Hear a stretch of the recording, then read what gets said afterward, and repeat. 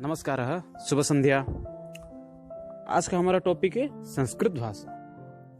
तो आप लोग इस वीडियो को आखिर तक देखिए और बाद में डिस्क्रिप्शन में एक लिंक है जिसके ऊपर क्लिक करके आप लोग एक क्विज कंपटीशन का भी हिस्सा बन सकते हैं। उस क्विज कंपटीशन का भी टॉपिक है संस्कृत भाषा। तो चलिए अभी हम आज का टॉपिक को शुरू करते हैं। संस्कृत भाषा। संध्या अहम सुनीलः भवतां सर्वेषां संस्कृत शिक्षणे स्वागतं करोमि। अद्य वयम् अत्र संस्कृत भाषायाः इतिहासं तथा वर्तमान समये संस्कृत भाषायाः महत्त्वं विषये आलोचनं कुर्मः। एषः विषयः ओडिया मीडियम नवम श्रेणी छात्राणां कृते अत्यन्त आवश्यकता अस्ति। एषः अनुच्छेदः नवम श्रेणी छात्राणां संस्कृत पुस्तके अपि पंचम अनुच्छेद रूपेण अस्ति तथा एषः अनुच्छेदः सर्वेषां कृते अपि लाभदायकः भविष्यति। आगच्छन्तु मित्राणि, इदानीं वयं संस्कृतभाषा विषये अध्ययनं कुर्मः। अध्ययन पूर्वरु जो चैनल को सब्सक्राइब करिना से चैनल को सब्सक्राइब कर दियो। ता छडा आम वीडियो जदि आपन मानक भल लागे ताहले चैनल को लाइक करो एवं अन्य मानक निकट रे पहुंचाया पई याकू शेयर करो। देखिए वर्तमान समय रे अनुच्छेद पंचम अनुच्छेद जार नाम होची संस्कृत भाषा।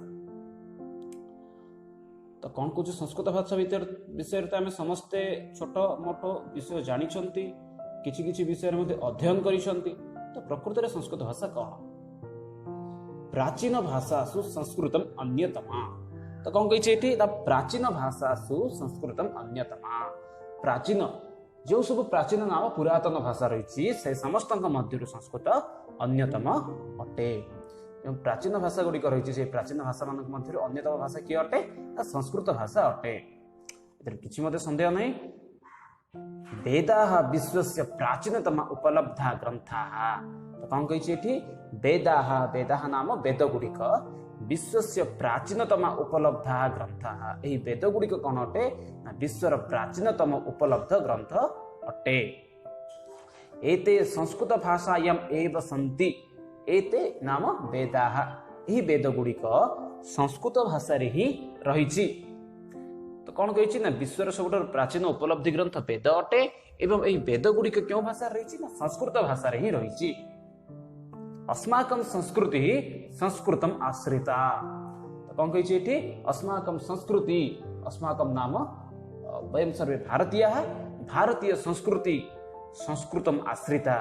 तो भारतीय संस्कृति क्या को आश्रय करिछि ना संस्कृत भाषा को आश्रय करिछि।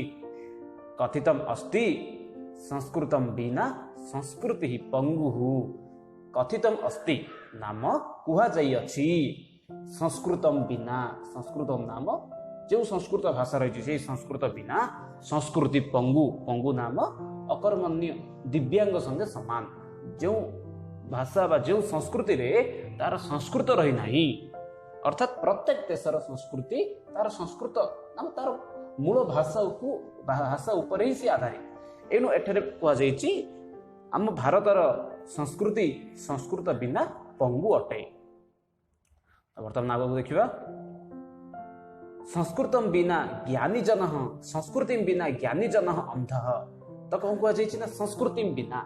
संस्कृति नाम संस्कृति भारतीय संस्कृति जे कौन सी देशर गोटे संस्कृति रही थाए से संस्कृति बिना ज्ञानी जन अंध।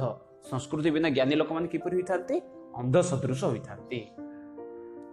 तो कौन कह जाइछि ना संस्कृत कहा को ऊपर निर्भर करिछि बा संस्कृति कहा ऊपर निर्भर करिछि ना संस्कृत ऊपर एवं संस्कृति बिना संपूर्ण ज्ञानीपुर लोक माने ज्ञानी गण माने अंध संगे समान होता। संस्कृत भाषा अनेकासानां भाषानां जननी। संस्कृत भाषा यही संस्कृत भाषा अनेकासां भाषानां जननी। अनेक गुड़िए भाषा बहुत भाषा जेपरिक आम कहीपर विश्व में जिते सब भाषा रही से समस्त भाषांकर मध्य जननी बोली मध्य आम कहीपर। कहीं इंडो यूरोपीय जो भाषा परिवार रही से कहती जे संस्कृत भाषा से भाषा मानकर जननी बोली। तो कौन कह जाइछि ना संस्कृत भाषा अन्य भाषा मानकर मध्य जननी अटे। तो आगु कौन देखा पाली प्राकृत अपभ्रंश प्रभृतय भाषा संस्कृत भाषाया एव विकसिताः। तो कौन कही पाली प्राकृत अपभ्रंश ये किसी जो भाषा रही पाली प्राकृत जो भाषा की आज को 2500 ବର୍ଷ ତଳେ ସୃଷ୍ଟି ହେଇଥିଲା, ଯାହା ବର୍ତ୍ତମାନ ସମୟରେ ବିଲୁପ୍ତ ସଙ୍ଗେ ସମାନ। ଏବଂ ପରବର୍ତ୍ତୀ ଅନ୍ୟ ଗୋଟେ ଭାଷା ହେଉଛି ଅପଭ୍ରଂଶ। ତ ଅପଭ୍ରଂଶ ହେଉଛି ଏଇ ଓଡ଼ିଆ ହେଉ, ବଙ୍ଗାଳୀ ହେଉ, ହିନ୍ଦୀ ହେଉ, ଏଇ ସମସ୍ତ ଭାଷାର ମୁଖ୍ୟ ଏଇସବୁ ଭାଷାକୁ ଆମେ କ'ଣ ବୋଲି କହିଥାଉ ନା ଅପଭ୍ରଂଶ ବୋଲି କହିଥାଉ। ଏଇ ସମସ୍ତ ଭାଷା କେଉଁ ଭାଷାରୁ ବିକଶିତ ହୋଇଛନ୍ତି ନା ସଂସ୍କୃତ ଭାଷାରୁ ହିଁ ବିକଶିତ ହୋଇଛନ୍ତି। ତ କ'ଣ କହୁଛି ନା ପାଲି, ପ୍ରାକୃତ, ଅପଭ୍ରଂଶ ଏଇ ସମସ୍ତ ଭାଷା ସଂସ୍କୃତ ଭାଷାରୁ ହିଁ ସୃଷ୍ଟି ହୋଇଛନ୍ତି ବା ବିକଶିତ ହୋଇଛନ୍ତି। ଦେଖିବାକୁ ଆଧୁନିକ ଭାରତୀୟ ଭାଷାଣାଂ ବିକାଶ ସଂସ୍କୃତ ଭାଷାୟା ଏବ ଭବତି। ଆଧୁନିକ ଭାରତୀୟ ଭାଷାଣାଂ ବିକାଶ, ଆଧୁନିକ ନାମ ବର୍ତ୍ତମାନ ସମୟରେ ଆଧୁନିକ ସମାଜରେ ଯେଉଁ ସବୁ ଭାଷା ରହିଛି ସେଇ ସମସ୍ତ ଭାଷା, ଯେମିତି ଆମେ ମରାଠୀ ଭାଷା ନେଇପାରିବା, ହିନ୍ଦୀ ନେଇପାରିବା, ବଙ୍ଗାଳୀ ଭାଷା ହଉ କିମ୍ବା ତେଲୁଗୁ ହଉ, ଏଇ ସମସ୍ତ ଭାଷା, ଗୁଜୁରାଟୀ ହେଉ, ଏଇ ସମସ୍ତ ଆଧୁନିକ ଭାଷାର ବିକାଶ ସଂସ୍କୃତ ଭାଷାରୁ ହିଁ ହୋଇଛି। କ'ଣ କୁହାଯାଇଛି ନା ଆଧୁନିକ ଭାରତୀୟ ଭାଷା, ବର୍ତ୍ତମାନ ସମୟରେ ଭାରତରେ ଯେଉଁ ସବୁ ଭାଷା ପ୍ରଚଳିତ ରହିଛି ସେଇ ସମସ୍ତ ଭାଷାର ବିକାଶ କେବଳ ସଂସ୍କୃତ ଭାଷା ଦ୍ୱାରା ହିଁ ହୋଇଛି। ସଂସ୍କୃତେ ନୂତନ ଶବ୍ଦାନାଂ ନିର୍ମାଣେ ଅନୁପମା କ୍ଷମତା ବିଦ୍ୟତେ। ସଂସ୍କୃତ ଭାଷାରେ ନୂଆ ଶବ୍ଦର ଗଠନ ନିମନ୍ତେ, ନୂତନ ଶବ୍ଦ ନିର୍ମାଣ ନିମନ୍ତେ ଅନୁପମାର କ୍ଷମତା ରହିଅଛି। ବୁଝିପାରୁଛ କ'ଣ କହିଛି ନା ଆଧୁନିକ ଯେତେ ସବୁ ଭାଷା ରହିଛି ସେ ସମସ୍ତ ଭାଷାର ଜନନୀ ସଂସ୍କୃତ ଅଟେ ଏବଂ ସଂସ୍କୃତରେ ନୂତନ ଶବ୍ଦର ନିର୍ମାଣ ନିମନ୍ତେ ଅନୁପମାର କ୍ଷମତା ରହିଛି। ଆଧୁନିକ ଭାଷାଣାଂ ଶବ୍ଦକୋଶସ୍ୟ ସମ୍ବନ୍ଧନାୟ ସଂସ୍କୃତଂ ଜ୍ଞାନମ୍ ଅନିବାର୍ଯ୍ୟମ୍। ତ କ'ଣ କହିଛି ଏଠି ଆଧୁନିକ ଭାଷାଣାଂ ଶବ୍ଦକୋଶସ୍ୟ ସମ୍ବର୍ଦ୍ଧନାୟ ସଂସ୍କୃତସ୍ୟ ଜ୍ଞାନମ୍ ଅନିବାର୍ଯ୍ୟମ୍। ଆଧୁନିକ ଭାଷାଣାଂ ଶବ୍ଦକୋଶସ୍ୟ, ଶବ୍ଦକୋଶ ଅର୍ଥ ହେଉଛି ଡିକ୍ସନାରୀ। ତ ମନେ ରଖ ସମସ୍ତେ, ଶବ୍ଦକୋଶର ଅର୍ଥ ହେଉଛି ଡିକ୍ସନାରୀ। ଆଧୁନିକ ଭାଷାଣାଂ ଶବ୍ଦକୋଶସ୍ୟ ସମ୍ବନ୍ଧନାୟ, ଆଧୁନିକ ଭାଷା ସମ୍ବନ୍ଧରେ ବା ଆଧୁନିକ ଭାଷାର ଶବ୍ଦକୋଶର ଜ୍ଞାନ ନିମନ୍ତେ, ଆଧୁନିକ ଭାଷାମାନଙ୍କର ଶବ୍ଦକୋଶର ବୁଦ୍ଧି ନିମନ୍ତେ ସଂସ୍କୃତସ୍ୟ ଜ୍ଞାନମ୍ ଅନିବାର୍ଯ୍ୟମ୍। କାହିଁକି କ'ଣ ଦରକାର ନା ସଂସ୍କୃତର ଜ୍ଞାନ ନିହାତି ରୂପରେ ଦରକାର। ତ ଆମେ ଦେଖିବା ଭାରତରେ ଯେତେ ପରିମାଣର ଭାଷା ଅଛନ୍ତି ସେ ସବୁ ଭାଷାରେ ତତ୍ସମ ବା ତଦ୍ଭବ ଶବ୍ଦ ରହିଛି, ଯାହାର ଅର୍ଥ ହେଉଛି ତତ୍ସମ ଅର୍ଥ ହେଉଛି ତାହା ସଙ୍ଗେ ସମାନ ନାମ, ସଂସ୍କୃତ ଭାଷା ସହିତ ସମାନ, ତଦ୍ଭବ ନାମ ସେଥିରୁ ଉଦ୍ଭୂତ ନାମ ବା ସେଥିରୁ ସୃଷ୍ଟି। ତ କହିବାର ଅର୍ଥ ହେଉଛି ଯଦି ଅନ୍ୟ ଭାଷା ବା ଅନ୍ୟ କୌଣସି ଆଧୁନିକ ଭାରତୀୟ ଭାଷାର ଯଦି ଆମେ ବିକାଶ କରିବାର ଅଛି ତାହେଲେ ସଂସ୍କୃତର ଜ୍ଞାନ ନିହାତି ରୂପରେ ଆବଶ୍ୟକ। ତ ତାହା ମଧ୍ୟ ବର୍ତ୍ତମାନ ସମୟରେ ପରିଲକ୍ଷିତ ହେଉଛି। ଦେଶେ ଭାବାତ୍ମକ ଐକ୍ୟାୟ ସଂସ୍କୃତଂ ପରମ ଆବଶ୍ୟକମ୍। ଦେଶେ ଭାବାତ୍ମକ ଐକ୍ୟାୟ ନାମ ଦେଶର ଏକତା ଭାବନା ନିମନ୍ତେ, ଦେଶେ ଭାବାତ୍ମକ ଐକ୍ୟାୟ ନାମ ଏକତା, ଦେଶର ଏକତା ଭାବନା ଆଣିବା ପାଇଁ ସଂସ୍କୃତଂ ପରମ ଆବଶ୍ୟକମ୍। ତ କ'ଣ ନିହାତି ରୂପରେ ଦରକାର ନା ଦେଶର ଏକତା ଭାବନା ନିମନ୍ତେ ସଂସ୍କୃତ ନିତ୍ୟାନ୍ତ ରୂପରେ ଆବଶ୍ୟକ। ଯେପରି ଯଦି କୌଣସି ଜଣେ ବ୍ୟକ୍ତି ଜମ୍ମୁ କାଶ୍ମୀରରେ ରହୁଛି, ସେ ଯଦି ଓଡ଼ିଶା ଆସେ ତାହେଲେ ସେ ଓଡ଼ିଶା ଲୋକଙ୍କ ସହିତ ଯଦି ସେ ମିଶିବାକୁ ଚାହିଁବ, ଯଦି ତା ପାଖରେ କିଛି ସଂସ୍କୃତ ଜ୍ଞାନ ଥାଏ ତାହେଲେ ସେ ନିଶ୍ଚିତ ରୂପରେ ଛୋଟ ଛୋଟ କିଛି ଶବ୍ଦ, ଯେଉଁ ଶବ୍ଦ ଗୁଡ଼ିକ ଜମ୍ମୁର ଉର୍ଦ୍ଦୁ ଭାଷା ହେଉ କିମ୍ବା ଡୋଗ୍ରୀ ଭାଷାରେ ରହିଛି, ତ ପିଲାମାନେ ମନେ ରଖ ଏଠି ଗୋଟେ ଜିନିଷ, ଜମ୍ମୁରେ ଗୋଟେ ଭାଷା କୁହାଯାଇଥାଏ ଯାହା ହେଉଛି ଡୋଗ୍ରୀ ଭାଷା। ତ ଏଇଭଳି କିଛି ଶବ୍ଦ ରହିଛି ଯେଉଁ ଶବ୍ଦ ଗୁଡ଼ିକ ଡୋଗ୍ରୀରେ ମଧ୍ୟ ରହିଛି, ଓଡ଼ିଆରେ ମଧ୍ୟ ତାର ଅର୍ଥ ସମାନ। ତ ସେଇ ଶବ୍ଦ ଗୁଡ଼ିକୁ ମଧ୍ୟ ସେ ଶୁଣି ଜାଣିପାରିବ। ତ କ'ଣ କୁହାଯାଇଛି ଏଠି ନା ଦେଶର ଏକତା ଭାବ ବଞ୍ଚାଇ ରଖିବା ପାଇଁ ସଂସ୍କୃତ ନିହାତି ରୂପରେ ଆବଶ୍ୟକ। ତ ବର୍ତ୍ତମାନ ସମୟରେ ଆଗକୁ ଦେଖିବା ଆମେ କ'ଣ ଘଟିଛି। ସଂସ୍କୃତ ଶିକ୍ଷା ବିଷୟ ଶ୍ରୀମାତା କଥୟତି ଶିକ୍ଷାୟାଃ ମାଧ୍ୟମଂ ସ୍ୟାତ୍ ମାତୃଭାଷା ରାଷ୍ଟ୍ରଭାଷା ଭବେତ୍ ସରଳ ସଂସ୍କୃତମ୍। କ'ଣ କହିଛି ସଂସ୍କୃତ ଶିକ୍ଷା ବିଷୟ ଶ୍ରୀମାତା କଥୟତି। ତ କ'ଣ କହୁଛି ନା ସଂସ୍କୃତ ଶିକ୍ଷା ବିଷୟରେ ଶ୍ରୀମାତା କହିଛନ୍ତି, ଶ୍ରୀମାତା କ'ଣ କହିଛନ୍ତି ଶିକ୍ଷାୟାଃ ମାଧ୍ୟମଂ ସ୍ୟାତ୍, ଶିକ୍ଷାର ମାଧ୍ୟମ କ'ଣ ହେବା ଦରକାର ମାତୃଭାଷା ରାଷ୍ଟ୍ରଭାଷା ଭବେତ୍ ସରଳ ସଂସ୍କୃତମ୍। ଶ୍ରୀମାତା କହିଥିଲେ ଯେ ଦେଶର ଶିକ୍ଷାର ମାଧ୍ୟମ, ବର୍ତ୍ତମାନ ସମୟରେ ମାତୃଭାଷାରେ ଆମେ ଶିକ୍ଷା ଗ୍ରହଣ କରୁଛନ୍ତି, କିଛି ସ୍ଥାନରେ ହିନ୍ଦୀ ମାଧ୍ୟମ ରହିଛି, କେନ୍ଦ୍ରୀୟ ବିଦ୍ୟାଳୟ ମାନଙ୍କରେ ହିନ୍ଦୀ କିମ୍ବା ଇଂରାଜୀ ମାଧ୍ୟମ ରହିଛି, ବର୍ତ୍ତମାନ ସମୟରେ ଉର୍ଦ୍ଦୁ ମାଧ୍ୟମ ମଧ୍ୟ ରଖାଯାଇଛି। ବର୍ତ୍ତମାନ ସମୟରେ NCERT ପକ୍ଷରୁ ଯେଉଁ ସବୁ ପୁସ୍ତକ ପ୍ରକାଶିତ ହେଉଛି ତାହା ଇଂରାଜୀ, ହିନ୍ଦୀ ଏବଂ ଉର୍ଦ୍ଦୁ ମାଧ୍ୟମ ରହିଛି। କିନ୍ତୁ ସଂସ୍କୃତ ଶିକ୍ଷା ବିଷୟରେ ଶ୍ରୀମାତା କ'ଣ କହିଥିଲେ ନା ସଂସ୍କୃତର ବା ଦେଶର ଶିକ୍ଷାର ମାଧ୍ୟମ କ'ଣ ହେବା ଦରକାର ନା ସରଳ ସଂସ୍କୃତ ହେବା ଦରକାର। ତ ଇଏ ଥିଲା ଶ୍ରୀମାତାଙ୍କ ମତ ରହିଥିଲା କ'ଣ ନା ଦେଶର ଶିକ୍ଷା ନିମନ୍ତେ ମାଧ୍ୟମ ସରଳ ସଂସ୍କୃତ ହେବା ଉଚିତ।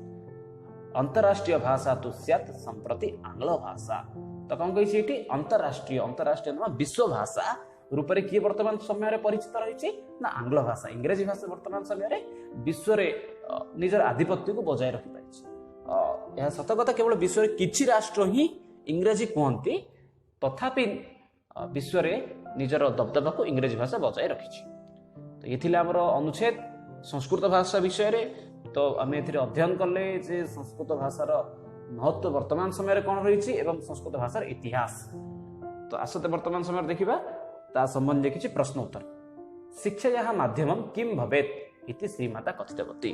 तो शिक्षार माध्यम कौन हेबा उचित बोली श्रीमाता कहिथिले ना श्रीमाता कहिसंती एठी ना शिक्षार माध्यम कौन हेबा दरकार बोली श्रीमाता कहिसंती ना शिक्षार देछि देखो शिक्षा यह माध्यम स्यात् मातृभाषा राष्ट्रभाषा भवेत् सरल संस्कृतम। शिक्षार माध्यम मातृभाषा और राष्ट्रभाषा सरल संस्कृत हेबा उचित बोली श्रीमाता कहिथिले निज मत व्यक्त करिथिले।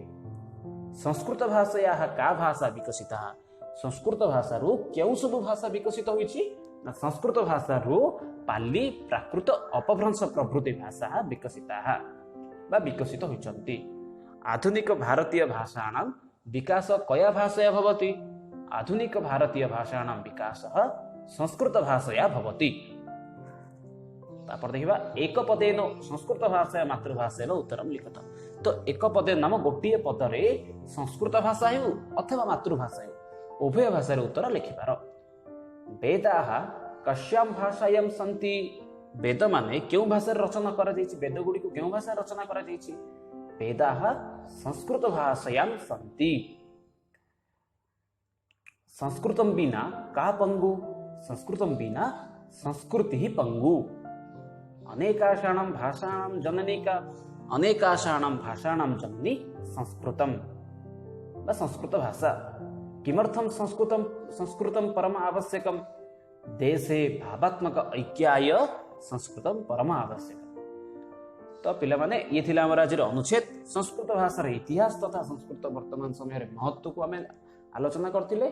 तो पुणी थरे वीडियो को शेष करिया पूर्व कहि दउची ना विश्वर सब किछि जो पुरातन भाषा रही से सब मध्यरु संस्कृत भाषा अन्यतम अटे। भारत रे जो सब भाषा रही से समस्त भाषार जननी संस्कृत भाषा अटे। संस्कृत बिना संस्कृति पंगु एवं ज्ञानी लोक माने संस्कृति को न जानी से माने अंध संख्या समान अटन। तो यह पर कहा जायछि वर्तमान समय विश्व रे इंग्रजी भाषा तार आधिपत्य को बजाय रखिछि।